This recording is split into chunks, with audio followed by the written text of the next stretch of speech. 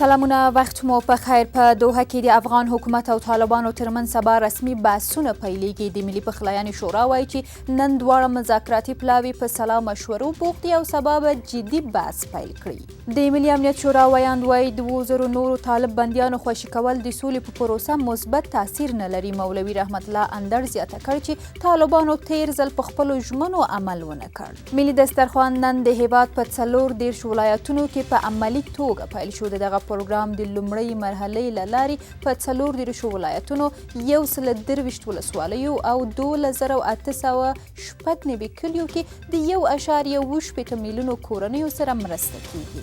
د کرونا وایرس له کبله د افغانستان هوایي چلند 100 میلیونه ډالر زیان کړی دی. د افغانستان هوایي چلند اداره وایي چې دوی هڅه کړې ترڅو هوایي شرکتونه له ماتې سره مخامخ نشي. او د عامه روغتیا وزارت وایي چې په تیرو 24 ساعتونو کې د کرونا وایرس 213 مثبت پیښې ثبت شوي او په همدې موده کې له یاد وایرس څخه 6 تنه مړه او 49 تنه نور ترې روغ شوي.